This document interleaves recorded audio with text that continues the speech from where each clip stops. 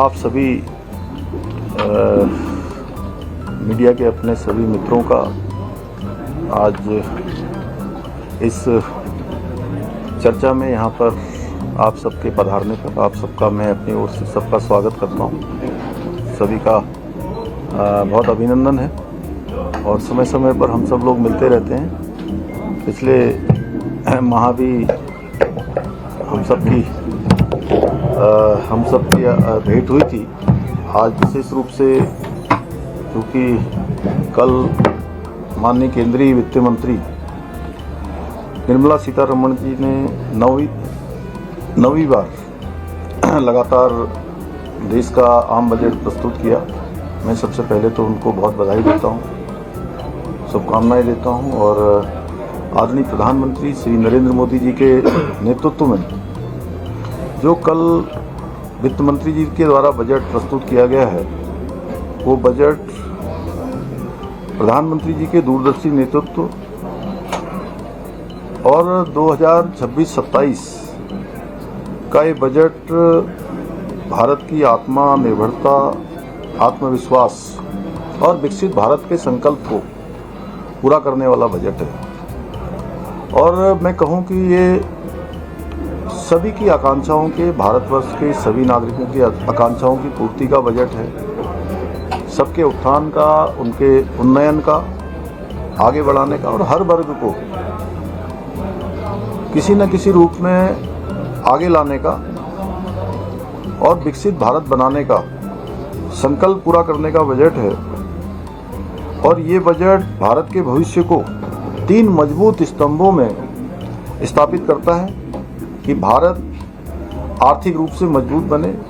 भारत दुनिया की जहां चौथी अर्थव्यवस्था अभी बन चुका है, आने वाले समय में भारत दुनिया की 3 प्रमुख आर्थिक महाशक्ति के रूप में स्थापित हो, सामाजिक रूप से संतुलन स्थापित हो, हर वर्ग के विकास का प्रावधान हो और साथ में जो आज विश्व ग्लोबल वार्मिंग जैसी अनेक समस्याओं से जूझ रहा है। हम सब जानते हैं कि लगातार जो ग्लोबल वार्मिंग हो रही है उसके कारण से मौसम में भी कई प्रकार का परिवर्तन देखने को हम सबको मिलता है। जिस समय वर्षा काल के समय में कई बार वर्षा नहीं होती है और होती है तो अत्यधिक हो जाती है। जैसे इस वर्ष हमने देखा कि हमारे यहाँ जो बर्फ पड़ने का समय था उस समय हिमपात नहीं हुआ,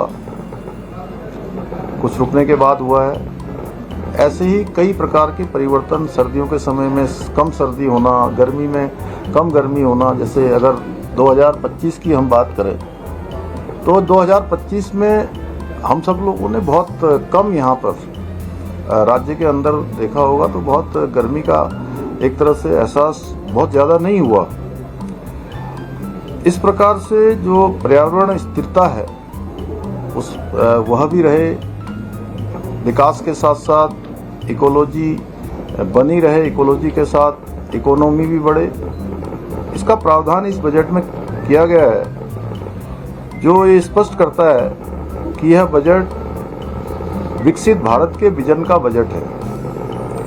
कृषि का क्षेत्र हो, ग्रामीण विकास का क्षेत्र हो या कौशल निर्माण, जिसमें राज्य के, देश के ऐसे नौजवानों को, युवाओं को स्किल करने का प्रावधान है जिनके अंदर आगे बढ़ने का हौसला है, आगे बढ़ने के लिए उनके पास संसाधन नहीं है, तो उनको स्किल बनाकर हर क्षेत्र में देश के लिए, देश के काम में लाया जाए और विकास का लाभ केवल शहरी क्षेत्रों तक सीमित न रहे, कुछ क्षेत्रों तक सीमित न रहे, विकास हर क्षेत्र में पहुंचे, गांव से लेकर सीमांत क्षेत्रों तक। हमारे जो सीमांत क्षेत्र हैं वो भी विकास की मुख्य धारा से जुड़ें और विकास समान रूप से पहुंचे। यह समावेशी विकास भारत के सामाजिक भविष्य की कुंजी है, जिसके फलस्वरूप ये बजट लोकल से ग्लोबल बनने का भी बजट है। और इस बजट में जहां युवाओं के लिए, महिलाओं के लिए और उद्यमिताओं पर केंद्रित योजनाएं देश को जॉब सीकर से जॉब क्रिएटर बनने की दिशा में ले जाने वाला बजट है, जिससे जनसंख्या जो भारत की कमजोरी नहीं बल्कि सबसे बड़ी ताकत बनेगी। अतः यह बजट लोक कल्याण का बजट है, इसमें यह कहने में कोई अतिशयोक्ति नहीं होगी। जन कल्याण का बजट है और जन जन को लाभ देने वाला बजट है, जन जन की सहायता करने वाला बजट है और पर्यावरण के अनुकूल विकास हो, पर्वतीय राज्यों के लिए सतत विकास की परियोजनाएं जो अनवरत रूप से चलती रहें और इको टूरिज्म इस बजट में मुख्य रूप से इसका प्रावधान ये स्पष्ट करता है कि भारत का भविष्य केवल तेज विकास नहीं बल्कि संतुलित एवं जिम्मेदार विकास पर आधारित होगा। रिफॉर्म से परफॉर्म की ओर बढ़ते भारत का यह बजट भारत के सुरक्षित, समृद्ध एवं आत्मनिर्भर भविष्य का रोड मैप है। आदरणीय प्रधानमंत्री जी के नेतृत्व में जो ये बजट प्रस्तुत हुआ है उसमें 2026 में आत्मनिर्भरता, सुरक्षा, आर्थिक स्थिरता की दिशा में भी मजबूत आधार देने वाला ये बजट है। कर्तव्य भवन में तैयार किया गया यह बजट 3 कर्तव्यों से प्रेरित है। 3 प्रकार के कर्तव्य इसमें प्रेरित किए गए हैं। पहला कर्तव्य है कि उत्पादकता और प्रतिस्पर्धा बढ़ाने तथा वैश्विक उथल पुथल के प्रदेश में लचीलापन लाकर आर्थिक विकास को तेज करना और साथ ही उसकी गति को बनाए रखना। दूसरा कर्तव्य भारत की समृद्धि के पथ पर सशक्त साझेदार बनाने के लिए लोगों की आकांक्षाएं पूरी करना और उनकी क्षमता बढ़ाना।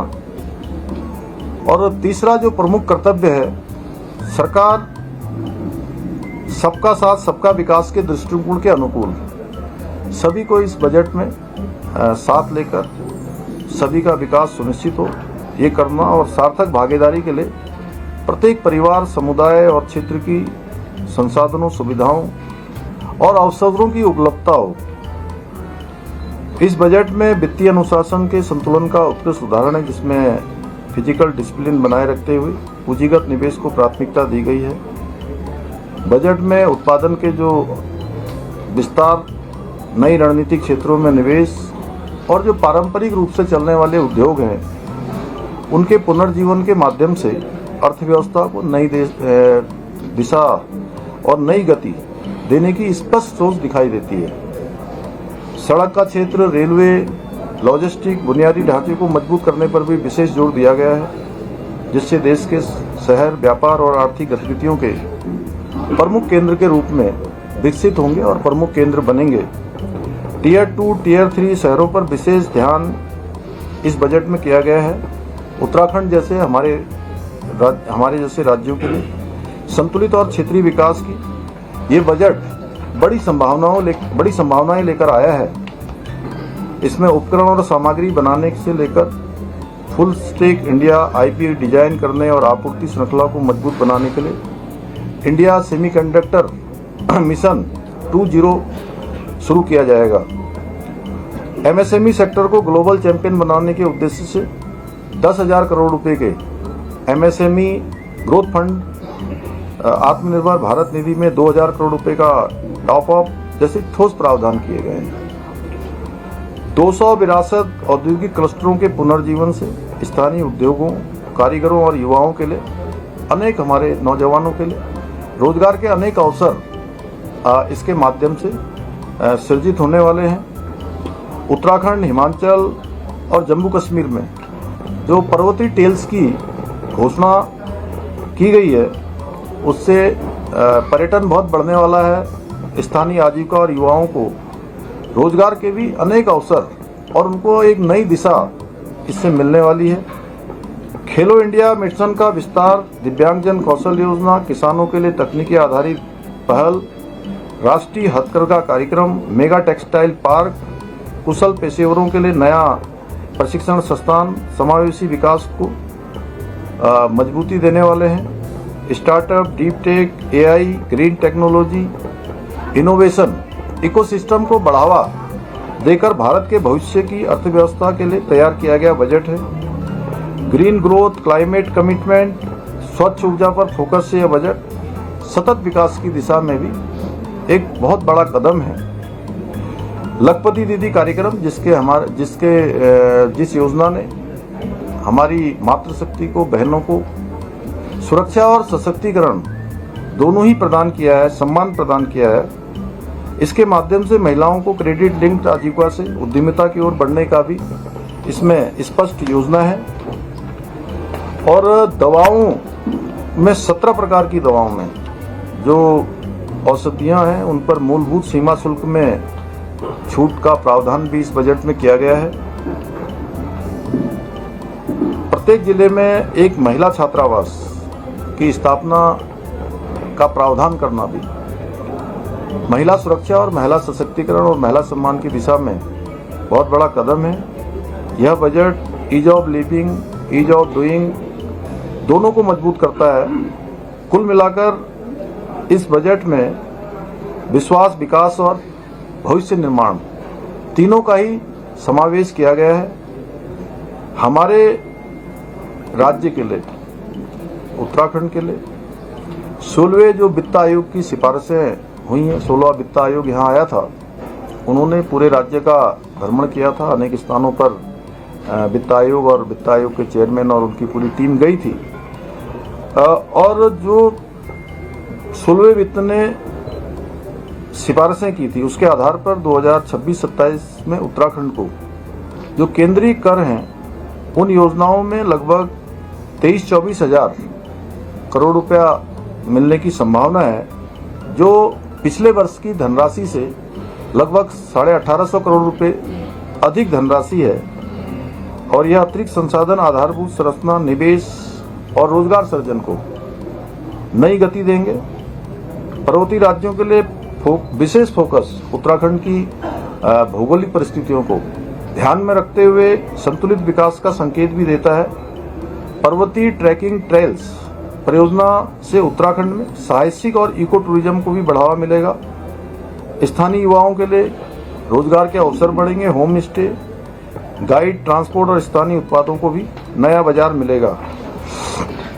इसके साथ साथ IIM के सहयोग से हाइब्रिड मोड में मानकीकृत उच्च गुणवत्ता वाले 12 सप्ताह के प्रशिक्षण पाठ्यक्रम के जरिए 20 पर्यटन स्थलों में 10,000 गाइडों के कौशल उन्नयन के लिए भी प्रायोगिक योजना भी इस बजट में प्रावधान किया गया कि ये योजना शुरू की जाएगी, जिससे कि हमको बहुत सारे टूर गाइड भी हमको भी उपलब्ध हो पाएंगे। सांस्कृतिक, आध्यात्मिक और विरासत महत्व वाले सभी स्थानों के लिए डिजिटल दस्तावेज तैयार करने के लिए national destination digital knowledge grid की स्थापना का भी प्रावधान इस बजट में किया गया है। हमारे यहाँ पर्वतीय क्षेत्रों में बादाम, अखरोट और खुमानी जैसे गिरीदार फलों का प्रोत्साहन किया जाएगा। अभी जैसा पहले मैंने ये उल्लेख किया था कि जो 2 टियर और 3 टियर शहरों पर जोर देने से देहरादून, हल्द्वानी, रुद्रपुर, हरिद्वार जैसे शहरों को आर्थिक गतिविधियों का केंद्र बनने का अवसर मिलेगा। अनेक अन्य गतिविधियों का भी जो है वहाँ पर लोगों को अवसर मिलेगा। MSME ग्रोथ फंड और विरासत औद्योगिक क्लस्टर से राज्य का हथकरघा, हस्तशिल्प, आयुष, फूड प्रोसेसिंग, स्थानीय उत्पादों को राष्ट्रीय अंतर्राष्ट्रीय बाजार मिलेगा। हथकरघा और हस्तशिल्प की मजबूती के लिए महात्मा गांधी ग्राम स्वराज पहल शुरू करने का भी प्रस्ताव है। इससे देश व हमारे राज्य के बुनकरों, ग्राम उद्योगों, एक जिला एक उत्पाद पहल और ग्रामीण युवाओं को लाभ मिलेगा। हमारे राज्य में हम वैसे भी एक जनपद 2 उत्पाद की योजना को पहले से ही जो है आगे बढ़ा रहे हैं। यूनिवर्सिटी टाउनशिप की अवधारणा भी एक महत्वपूर्ण इस बजट में प्रावधान है, जिससे उत्तराखंड को शिक्षा और शोध और स्किल डेवलपमेंट का हब बनने की दिशा में भी बड़ा अवसर मिलेगा। ग्रीन एनर्जी और क्लाइमेट सेंसिटिव विकास पर फोकस उत्तराखंड जैसे हिमालयी राज्य के लिए ये विशेष रूप से अनुकूल है। इस बजट में उत्तराखंड जैसे पर्वतीय राज्य के लिए यह अवसर का बजट है, जो पर्यटन के क्षेत्र में, रोजगार के क्षेत्र में, शिक्षा के क्षेत्र में, स्थानीय अर्थव्यवस्था को एक नई उड़ान देगा। इसके साथ ही आयुर्वेद के क्षेत्र में जो एम्स आयुर्वेदिक क्षेत्र में बनाने का जो इस बजट में प्रावधान किया गया है, हम चूँकि इसके लिए पहले से भी प्रयास करते रहे हैं, उससे भी हमारे राज्य को विशेष लाभ उसके कारण से हम सबको मिलने वाला है। तो कुल मिलाकर ये बजट हमारे लिए बहुत अवसरों को आगे बढ़ाने का बजट है। राज्य और केंद्र, हमारी सरकार केंद्र सरकार के साथ पूरा समन्वय करके और सभी प्रकार की जो औपचारिकताएं हैं, उन औपचारिकताओं को आगे बढ़ाते हुए पूरी तरह से इसको धरातल पर हम उतारने के लिए प्रतिबद्ध होकर काम करेंगे।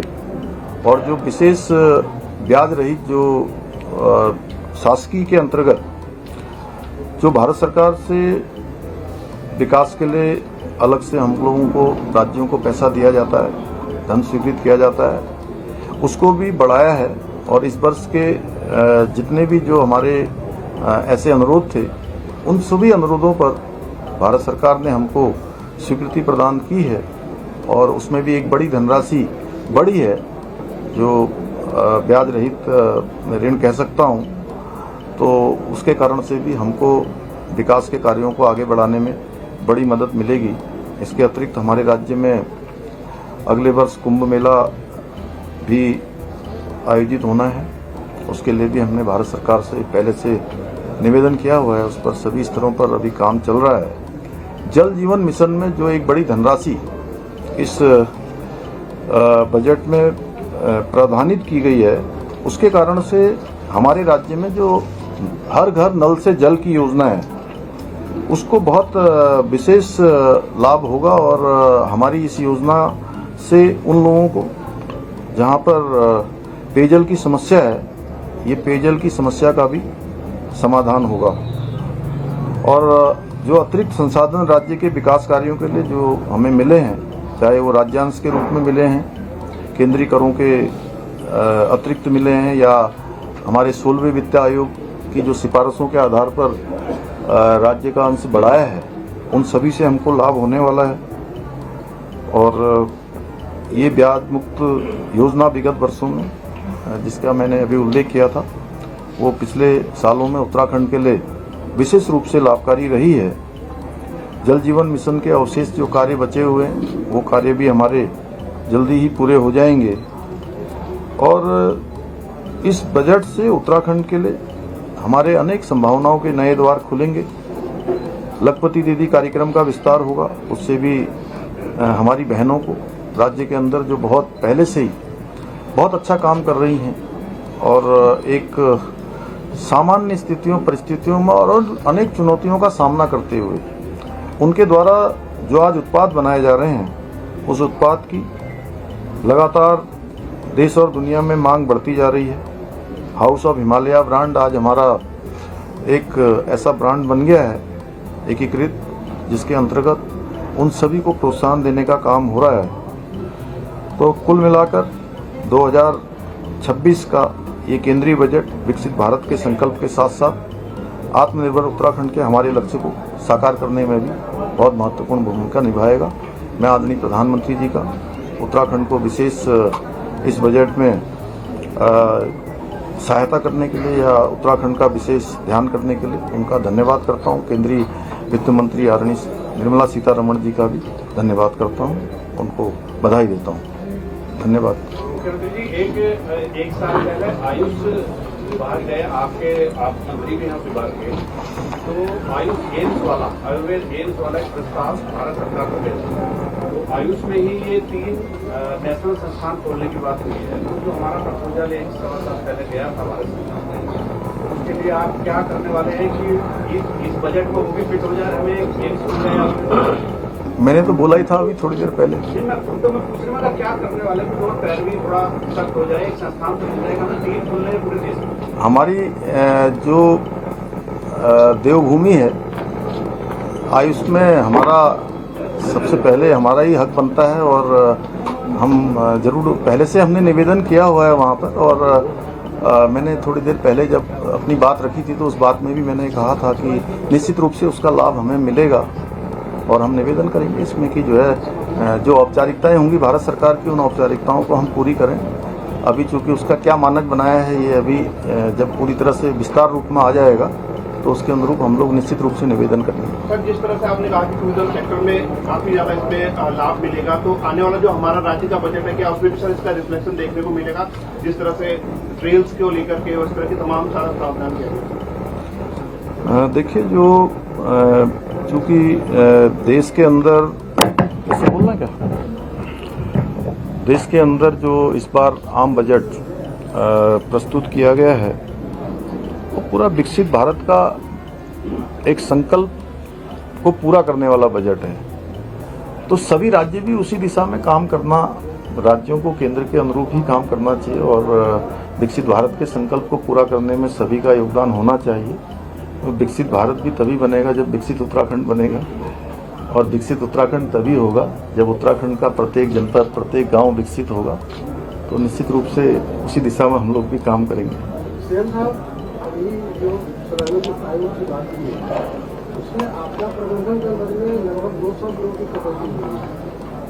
और दूसरा ये है कि पूरी बजट बैठक जो हुई थी दिसंबर में, माननीय सीएम उन्होंने 2 मुद्दों पर फोकस करना है, खासतौर बिजली हमें पब्लिक ऑपरेशन के लिए अलग से देंगे, और दूसरा कि हमारा जो आपका ग्रीन बोनस है वो मिलेगा। तो उसको लेकर क्या कोई प्रावधान है या? देखिए, जो प्री बजट जो बैठक हुई थी वहाँ माननीय केंद्रीय वित्त मंत्री जी की अध्यक्षता में, उस बजट में जो शासकीय जो विशेष सहायता वाला जो स्पेशल शासकीय का जो बजट है बिना ब्याज का, जो राज्यों के विकास के लिए दिया जाता है, वो हमारा भी एक प्रस्ताव था कि उसको बढ़ाया जाए। तो भारत सरकार ने उसमें बढ़ोतरी की है। हाँ, एक आध में थोड़ा सा जो आपने बताया है, कुछ अंश लगभग 200 करोड़ रुपए की धनराशि का उसमें कमी पहले की तुलना में दिख रही है, लेकिन बहुत सारी योजनाएं ऐसी हैं कि इसमें हमारे को डबल भी हुआ है, और वो धनराशि अगर हम जोड़ेंगे तो सब मिलाकर बहुत बड़ी धनराशि है। और एक टेबल है, मैं आपको एक मिनट बता देता हूँ। आपने पूछा, बड़ा अच्छा किया, ये भी कन्फ्यूजन दूर होना चाहिए।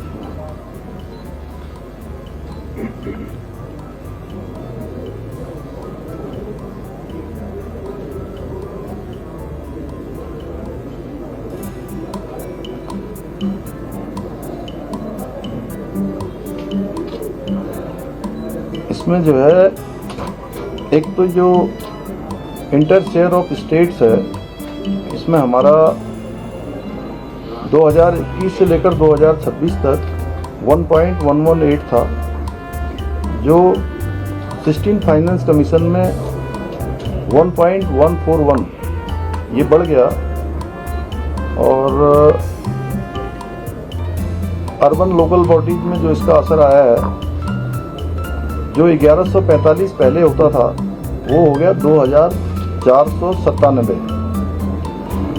और ये बढ़ा लगभग 1352। इसी प्रकार रूरल लोकल बॉडीज में जो 15वें फाइनेंस कमीशन में था 2239, वो बढ़कर हो गया 4047 करोड़, यानी कि 1808 करोड़ रुपया लगभग ये बढ़ गया है। इसमें जो डिजास्टर में इस ग्रांट में कुछ कमी हुई है और 224 करोड़ की, लेकिन हमें अन्य बहुत सारे जो हम प्रपोजल भारत सरकार को भेजते हैं उन सभी में हमको बड़ी मदद मिलती है। और अभी भी जैसे भी पिछली आपदा में ही जो है 1200 करोड़ रुपए तत्काल मिले हैं, उसके अतिरिक्त अभी हमारे बहुत सारे प्रपोजल भारत सरकार को गए हैं, तो वो सभी हमको मिलते हैं। तो मैं समझता हूँ कि सभी की प्रतिपूर्ति हो जाएगी। और आदरणीय प्रधानमंत्री जी का हमारे राज्य के साथ विशेष लगाव है और हर समय हमारे राज्य की चिंता करते हैं। वो हर प्रकार से सभी योजनाएं हमको मिलती हैं, सभी जो भी भारत सरकार को हमारे प्रपोजल जाते हैं उन सभी पर काम चल रहा है।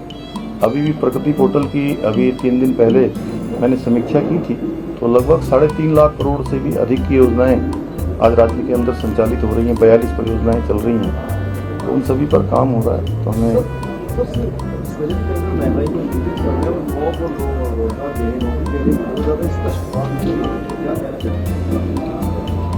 नहीं, सभी में रोजगार बढ़ेगा, सभी में योजनाएं बढ़ेंगी और अनेक पर्यटन के क्षेत्र में अन्य क्षेत्रों में स्किल डेवलपमेंट के क्षेत्र में जो नौजवान तैयार होंगे, स्किल्ड बनेंगे, सब रोजगार से जुड़ेंगे। पर्यटन का क्षेत्र बढ़ेगा, रोजगार का क्षेत्र बढ़ेगा, तो स्थानीय व्यापार बढ़ेगा, हमारे उद्योग बढ़ेंगे, तो सभी में रोजगार बढ़ने वाला है। सर ये जो जल जीवन मिशन का जो था, ये पैसा हमारा 1200 करोड़ रुपए जो हम लोग केंद्र से आना था, उसमें भी सर ये निपट पाए क्योंकि ठेकेदार लोग जो है उनका पेमेंट भी नहीं हुआ था, तो क्या ये उसमें भी फायदा मिलेगा सर? हाँ बिल्कुल, उसमें फ़ायदा मिलेगा। और चूँकि पहले भी उनकी मांग, ठेकेदारों की भी मांग थी मेरे से, मैंने भारत सरकार में पहले भी प्रस्ताव रखा था, लेकिन अब उसको एक बड़ी धनराशि जो है उसमें भारत सरकार ने उसका प्रावधान कर दिया है, तो उसके कारण से निश्चित रूप से जल्दी सब काम पूरे हो जाएंगे। और समय सीमा का विस्तार करके 67,500 करोड़ रुपए से अधिक का प्रावधान कर दिया है। तो ये हमारे राज्य के लिए अत्यंत महत्वपूर्ण है। जो हमारी धनराशि है वो हमको मिल जाएगी और काम शुरू हो जाएगा।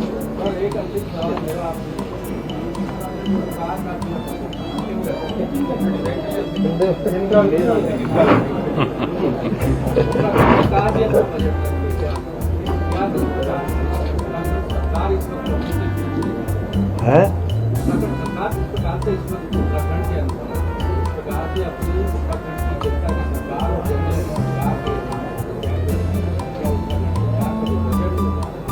बजट के बारे में भी पब्लिक को बताया जाए।